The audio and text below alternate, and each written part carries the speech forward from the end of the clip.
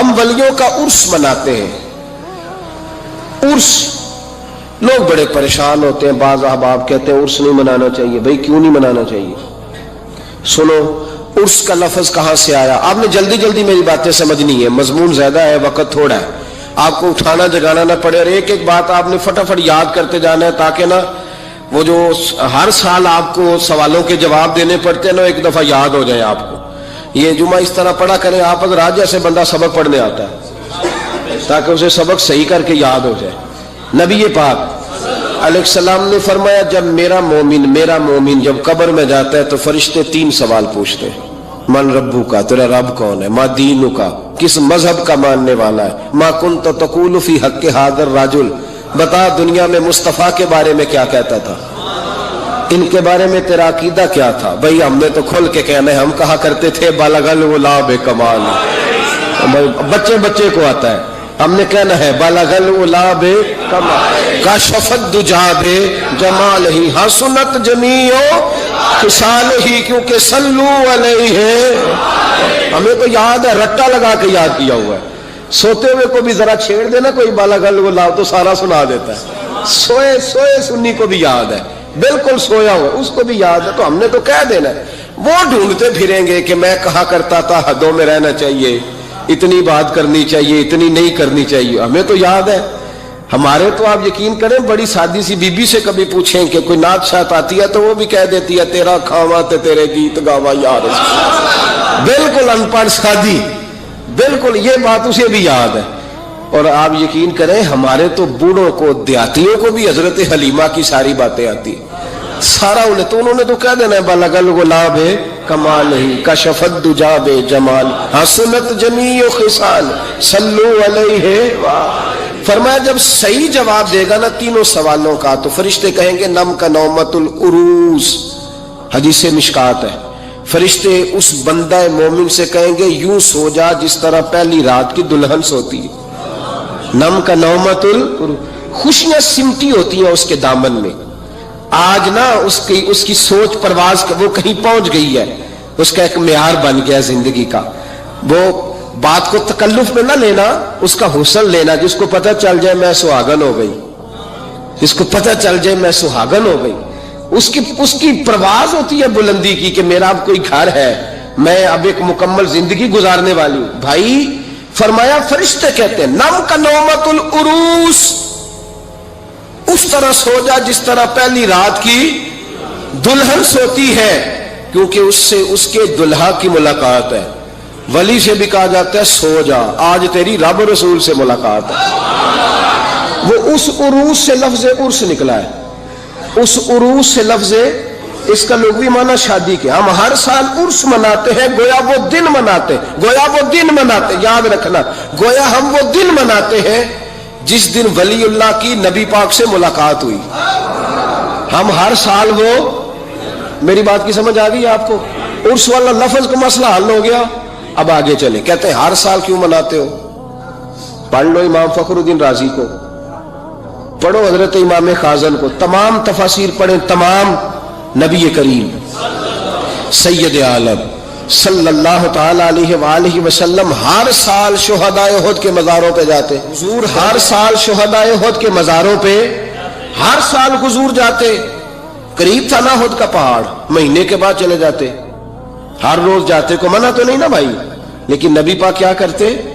ہر سال جاتے۔ حضور کا وصال ظاہری ہوا تو حضرت ابو بکر صدیق بھی ہر سال جاتے، جناب صدیق اکبر کا وصال ہوا تو حضرت عمر بھی ہر سال جاتے، حضرت عمر کے بعد جناب عثمان غنی بھی ہر سال جاتے، حضرت عثمان کے بعد مولا علی بھی ہر سال جاتے۔ حضرت عمر بن عبدالعزیز کہتے ہیں میں نے جب یہ طریقہ پڑھا تو میں بھی ہر سال جاتا، کہتے ہیں ایک سال نہیں گیا تو حضرت امیر حمزہ میری خواب میں آ گئے، کہنے لگے پکا یارانہ لگا کے پھر چھٹی نہیں کرنی چاہیے، تو ہے ہی نہیں یار، تو پہنچا ہی نہیں۔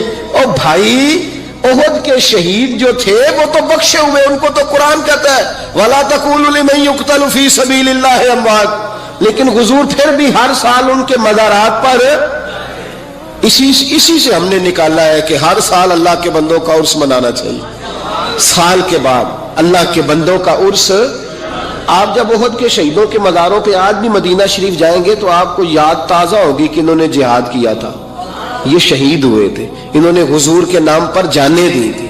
جب سال کے بعد داتا صاحب کا عرس آتا ہے تو یاد بھی آتا ہے کہ یہ شہزادہ غزنوی سے چلا، گھر چھوڑا، کاروبار چھوڑا، بال بچے چھوڑے، رشتہ دار چھوڑے، کوئی نہیں تھا داتا صاحب کا لاہور میں، راوی کے کنارے 1000 سال پہلے جب لاہور میں آبادی بھی کوئی نہیں تھی، داتا علی اجمیری آ کے بیٹھے، پتے کھایا کرتے تھے، کہتے میں درختوں کے پتے کھاتا، راوی کا پانی پیتا۔ لوگ کہتے علی اجمیری گزارا کیسے ہوگا؟ فرمانے لگے جس رسول کے دین کے لیے آیا ہوں وہ مدد بھی فرما دیں گے۔ جب سال کے بعد ان کا عرس منایا جاتا ہے تو ان کی خدمتیں یاد آتی ہیں نا، خواجہ اجمیری کا عرس منایا جاتا ہے تو ان کی خدمتیں یاد کی جاتی ہیں، مجدد صاحب کا عرس منایا جاتا ہے تو خدمتیں، اعلیٰ حضرت فاضل بریلوی کا عرس منا کے ان کی خدمات کو یاد کیا جاتا ہے، تو سال کے بعد والا مسئلہ بھی حل ہو گیا۔ عرس میں ہوتا کیا ہے؟ تلاوت ہوتی ہے، اس کے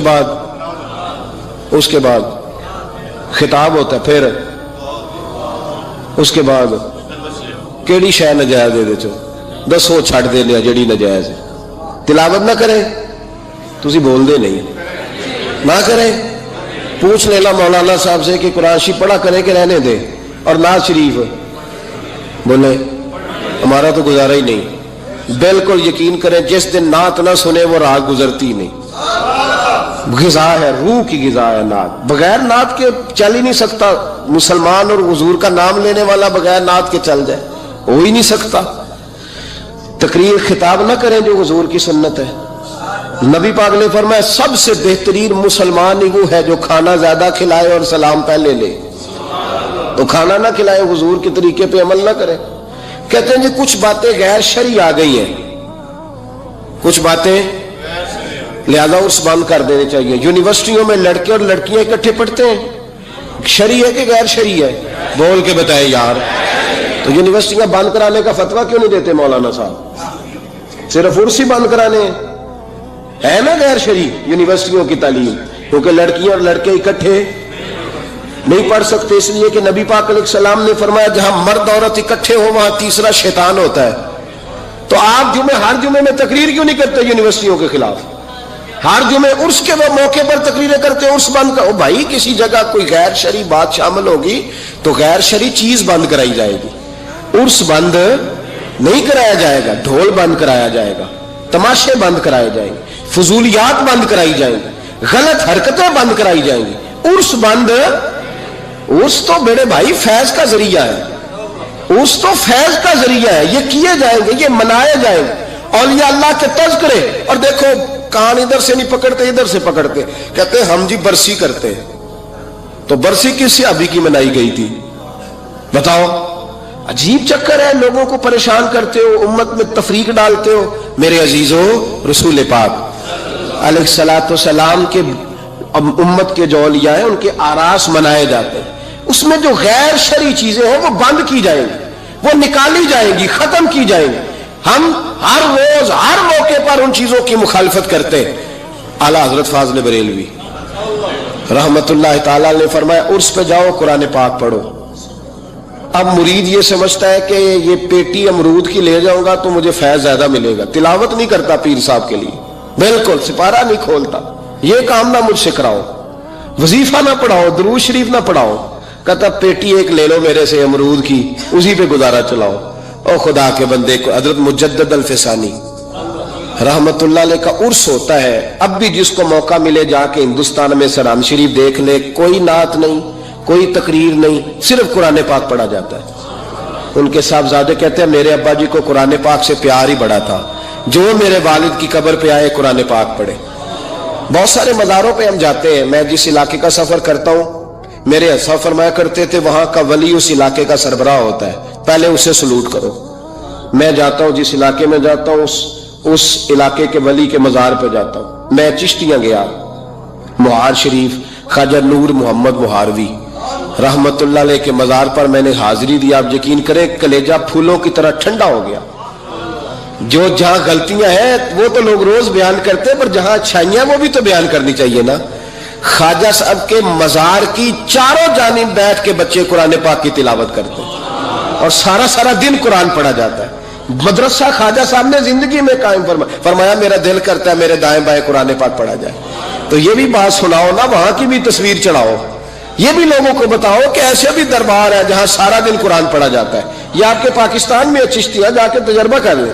لیکن لوگ اچھی باتیں بیان کرنے کو تیار ہے. وہ ایک ملنگ سجدہ کر رہا تھا تو میں نے کہا وہ جاہل ہے, وہ کرے سجدہ تو کرتا رہے, ہمارا اس سے کیا تعلق. علم کی بات کرو, کسی سمجھدار آدمی کی بات کرو. آپ ان پڑھ بندہ اٹھا کے لے آئیں گے اور دلیل بنائیں گے اس کو. میرے رسول پاک علیہ الصلوۃ والسلام کی امت کے اولیاء کے مزار پہ چادر چڑھائی جاتی ہے. بڑی ذمہ داری سے کہہ رہا ہوں, جس نے لڑائی کرنی ہو کوئی حرج نہیں, ہم پہلے بھی بڑا تیار رہتے ہیں باتیں سننے کے لیے. اعلیٰ حضرت سے پوچھا گیا قبر پر چادر چڑھانی جائز ہے؟ فرمایا صرف ایک. صرف فرمایا اگر بوسیدہ ہو جائے, پھٹ جائے, یا کسی کا بدلنے کا ارادہ ہو, ہوتا ہے نا تبرکن, وہ اتار لیتے تو نہیں. پھر فرمایا 2 چادریں قبر پہ چڑھانا جائز. یہ میرے اعلیٰ حضرت کا فتویٰ ہے. فاضل بریلوی فرمایا کرتے تیرا بڑا دل کرتا ہے نا تو تو اس چادر کی عوض 2 جوڑے خرید کے کسی غریب کو دے اور اس کا ثواب صاحب مزار کو دے دے. کتنی چادریں بولے؟ میں ایک جگہ پہ گیا تو اتنی قبر اونچی نہیں تھی جتنی چادریں تھیں, تو میں نے ان سے کہا اتار دو, دلیل بھی دی, کوئی نہ ماننے لگے. اب ہر آدمی کا اپنا مزاج ہے نا سوچنے سمجھنے کا. وہاں ایک ملنگ بیٹھا تھا جو زیادہ ہی سادہ تھا, میں نے کہا اتار دے چادریں, بابا جی کو کون سی سردی لگ رہی ہے تو اتنی چادریں ڈال دی, اتار دے. حضرت بہاؤالحق نقشبند بخاری رحمت اللہ تعالی علیہ بہت بڑے درویش گزرے, سلسلہ نقشبندیہ کے امیر تھے. اور کیا بات ہے ان کے سلسلہ مبارکہ کی بھی اور ان کی خدمات دینیہ کی بھی. آپ فرماتے ہیں کہ میرے دل میں تڑپ پیدا ہوئی کہ میں کسی شیخ کی نوکری کروں, خواہش پیدا ہوئی تو میں نے حضرت امیر کلال کا تذکرہ سنا.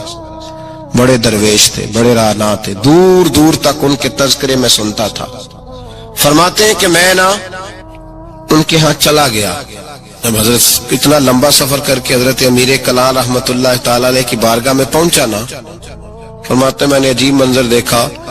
حضرت صاحب جن کی میں نے بڑی تعریفیں سنی تھی, بڑی بات سنی تھی, بلے بلے سنی تھی, جب میں پہنچا تو انہوں نے 4-5 لڑکے ساتھ لگائے ہوئے ہیں اور صاحب کشتی کر رہے, کشتی ہو رہی. تو کہتے ہیں میں نے کہا یہ بھی کوئی صوفی ہے جو کشتیاں کر رہا ہے, یہ بھی کوئی طریقہ ہے. ان کو چاہیے تھا بیٹھے ہوتے, حدیث پاک پڑھ رہے ہوتے, ذکر اذکار ہو رہا ہوتا, یہ کشتیاں کر رہے ہیں. خیر میں نے کہا سفر بڑا لمبا کیا ہے, اب آ گیا ہوں تو چلو رات تو رہ نہیں ہے, کوئی ہوٹل تو ہے نہیں یہاں وقت گزر سکے. حضرت امیر کلال رحمت اللہ تعالی علیہ مجھے ملے, لیکن چونکہ میرے اندر وہ زاویہ نہیں تھا, ٹوٹ چکا تھا. وہ ملاقات ہوئی تو میں نے کہا سلام لی, کیسے آئے؟ میں نے کہا زیارت کے لیے آیا تھا. کھانا کھلایا, رات مجھے سلا دیا. فرماتے صبح رات جب میں سویا تو میں نے عجیب خواب دیکھی کہ میں دلدل میں پھنس گیا ہوں. جتنی باہر نکلنے کی کوشش کرتا ہوں اندر دھستا چلا جاتا ہوں. اچانک میری خواب میں حضرت امیر کلال تشریف لائے اور آ کے انہوں نے میرا بازو تھاما, اللہ اکبر کہا اور مجھے باہر نکال دیا. فرماتے میں جب اٹھا تو پسینے سے شرابور تھا, حالت میری بڑی عجیب تھی.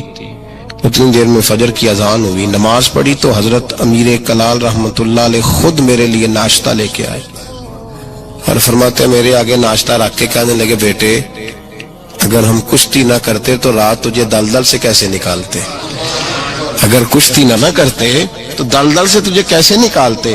پھر فرمانے لگے یہ کشتی میں لوگوں کو اپنا پہلوان ثابت کرنے کے لیے نہیں کر رہا, مجھے پتا چلا ہے کہ کافر اس علاقے پہ حملہ کرنے والے ہیں, ہم بھی جہاد کی تیاریاں کر رہے ہیں. تو یہ جہاد کی تیاریوں کے لیے کام ہو رہا تھا, تو نے پوچھ تو لینا تھا بات کیا ہے, تو نے تھوڑا پوچھ تو لینا تھا, تو تھوڑا سا تفصیلات میں چلا جاتا, کسی سے پوچھ لیتا. دیکھیں نا کبھی کبھی میں محبوب کے وہ فرمان دیکھتا ہوں تو دل میں رکھے اٹھتا ہے. جب محبوب نے کہا تھا تیری نظر بھی دائیں بائیں نہیں اٹھنی چاہیے, نظریں جھکا کے رکھنا, جھکا کے, کانوں سے وہ سننا بس جس کی تجھے ضرورت ہے, اور زبان سے محتاط جملے بولنا. جب نظر بری چیز دیکھے گی نہیں, کان سنیں گے نہیں تو دل میں وسوسے آئیں گے ہی نہیں. ہمیں تو پہلے دن سے شریعت نے محتاط رہنے کا حکم دیا. میرے عزیز دوستو, سلسلہ طریقت کے عزیزوں, میری آپ سے یہ گزارش ہے, سمجھ لیں ایک نئے سرے سے دوبارہ سبق شروع کر رہا ہوں آپ کے. آج کا سبق آپ کے لیے یہ ہے کہ زندگی میں کسی بھی مومن صحیح العقیدہ کے بارے میں برا خیال نہ پیدا کرے، بلکہ ہمارے صوفیاء تو فرماتے ہیں کسی بد عمل کو دیکھ کے بھی یہ نہ سوچ کہ یہ بد عمل اور میں نیک ہوں، یہ بڑی بیماری ہے۔ فرماتے ہیں ہو سکتا ہے ایک وقت ایسا ہے تیری توفیق چلی جائے اور اس کو اللہ توبہ کی توفیق دے کے اپنا ولی بنا لے۔ تو اچھی سوچ رکھ، مثبت رائے قائم کر۔ ٹھیک ہے جو لوگ غلط ہیں تمہیں اگر غلط لگتے ہیں تو کنارہ اختیار کر، لیکن کبھی بھی اور بالخصوص اللہ کے نیک بندوں کے بارے میں، رب کریم کے اولیاء کے بارے میں، دین کے خدام کے بارے میں زندگی میں کبھی منفی نہ سوچو، کبھی منفی نہ سوچو۔ آپ کو پتہ ہے کسی عالم دین کی توہین اس لیے کرنا کہ وہ دین کا عالم ہے یہ کفر ہے۔ میرے حضرت صاحب ایک جملہ کہا کرتے تھے، ایک شخص نے کہا حضور تہجد کے لیے نہیں اٹھا جاتا، اب تو خیر لوگوں سے فجر کے لیے بھی نہیں اٹھا جاتا، تہجد کے لیے نہیں اٹھا جاتا۔ تو حضرت صاحب فرمانے لگے رات کو اچھی سوچ کے ساتھ سویا کر، اچھی سوچ کے ساتھ سویا کر۔ تو پھر مسکراتے مسکرانے فرمانے لگے محبوب کی سوچوں میں سویا کر، یار کی سوچوں میں سویا کر، تو اسے سوچتا سوچتا سویا کر، صبح خود ہی تجھے بیدار کر لیا کرے، پر اس سے دل لگانا، اسے سوچتا سو۔ تو کسی اور کو سوچتا کیوں ہے؟ کسی اور کی طرف تو دیکھتا کیوں ہے؟ تجھے ایک دفعہ حضرت صاحب بیٹھے تھے اور 2-3 مشائخ اور بھی بیٹھے تھے ساتھ ساتھ، تو مجھے ایک دوست نے بعد میں کہا کہ وہ جو 30 نمبر پر بزرگ بیٹھے تھے ان کی پگڑی دیکھی تھی؟ میں نے کہا قسم اللہ کی سوائے اسے میں نے دوسرے کسی کو دیکھا ہی نہیں، میں نے دیکھا نہیں، مجھے کیا پتا کسی کی پیلی تھی کہ نیلی تھی، مجھے تو اتنا پتا ہے جسے میں دیکھ رہا تھا۔ اور ویسے بھی ایک ول پجیا مینو صدق نہیں تھیندا، اور کدے ول پجاؤں؟ او بھائی ہم تو ایک کو نہیں راضی کر پائے تو ادھر بھی دیکھ تو ادھر بھی دیکھ، دیکھا ہی نہیں جاتا۔ سوچوں میں رہیں اور مثبت سوچ رکھیں، ٹھنڈی اچھی خوبصورت۔ میں سب سے پہلا فائدہ یہ ہے کہ اللہ آپ کو سکون کی دولت عطا فرمائے۔ لوگوں کے درد کو بھی سمجھ۔ اولیاء چشت میں جس بزرگ نے اپنے زمانے میں بڑا عروج پایا ان کا نام خواجہ قطب الدین بختیار کاکی ہے۔ سب بولیے رحمت اللہ تعالی علیہ۔ خواجہ قطب الدین یہ شہزادے تھے اور مرید ہوئے تو خواجہ معین الدین صاحب کے ساتھ ہی آ گئے دلی میں۔ خواجہ معین الدین صاحب کی بھی کیا بات، عطائے رسول ہند الولی، اور ان کے مرید تھے بابا فرید الدین گنج شکر رحمت اللہ علیہ۔ اور مجھے اللہ جانتا ہے مجھے عشق کی حد تک پیار ہے بابا فرید صاحب سے، بڑا میرا درد ان کے ساتھ، اور میں جتنا اس صوفی کو پڑھتا ہوں کم ہی لوگوں کو میں نے پڑھا ہے۔ حضرت بابا فرید کے پیر اور خواجہ معین الدین صاحب کے خلیفہ کیا نام ہے؟ خواجہ قطب الدین۔ مکتب میں پڑھنے گئے نا پہلے دن، 4 سال کی عمر تھی تو قاری صاحب نے الف بات آسا پڑھایا تو انہوں نے 15 سپارے قرآن پاک کے سنا دیے۔ تو کہنے لگے بیٹا تجھے کیسے آئے؟ کہنے لگے میری اماں 15 سپاروں کی حافظ ہے، وہ سارا دن قرآن پڑھتی رہتی تھی، مجھے سن سن کے یاد ہو گیا ہے۔ یہ بالا نو گالا یاد ہو سکدیاں نے تو قرآن پاک بھی یاد، اللہ خیر کرے۔ شرط یہ ہے کہ ہم گھر میں قرآن پڑھیں، بچوں کو سن سن کے بھی یاد ہو ہی جاتا ہے۔ خواجہ قطب الدین اتنا عروج پایا اس شیخ کامل نے کہ وقت کا بادشاہ بھی مرید ہو گیا۔ سلطان شمس الدین التمش مرید تھا، دلی کا بادشاہ بھی مرید تھا، اجمیر کا بادشاہ خواجہ معین الدین صاحب کا مرید نہیں ہوا، نہ پاک پتن کا بادشاہ بابا فرید کا مرید ہوا، لیکن خواجہ قطب صاحب کو اللہ نے یہ عظمت بھی دی، یہ شان ہے نا۔ اگرچہ صدقہ سارا خواجہ معین الدین کے قدموں کا ہی تھا، لیکن دلی کا بادشاہ مرید ہوا، اور اتنا اعلیٰ مرید ہوا کہ جب خواجہ قطب الدین صاحب کا وصال ہوا تو 3 شرطیں لگائی تھی۔ فرمایا میرا جنازہ وہ پڑھائے، جب سے توبہ کیا پھر اس کا سینے بد حرام کے لیے نہ کھلا ہو، اور جب سے توبہ کیا پھر لقمہ حرام اس کے گلے سے نہ گزرا ہو، اور جب سے توبہ کیا پھر کبھی نماز تہجد بھی قضا۔ بڑے بڑے صوفی میری طرح کے گردن جھکا کے کھڑے ہو گئے۔ 7ویں صف سے دلی کا بادشاہ نکل آیا، کہنے لگا پیرا ساری زندگی میں نے پردہ داری سے عبادت کی تھی، تو جاتی دفعہ مجھے بے نقاب کر گیا ہے۔ اتنا بڑا انہوں نے شخص تیار، اور حال یہ تھا لوگ کہتے ہیں کہ فلانا آدمی امیر آدمی ہے تو حضرت صاحب کا تعلق، پیر صاحب کا تعلق زیادہ ہے، تو اس کی عمارت نہ دیکھ، کبھی کبھی اس کی پرہیزگاری بھی دیکھ، اس کی خدمت گزاری بھی دیکھ۔ خواجہ قطب الدین صاحب پہ بھی الزام لگتے رہے ایک الزام یہ بھی لگا کہ قریب چلے گئے. ہوا کیا؟ جب بادشاہ مرید ہوا تو کہنے لگا حضرت جی میں نے بادشاہی نہیں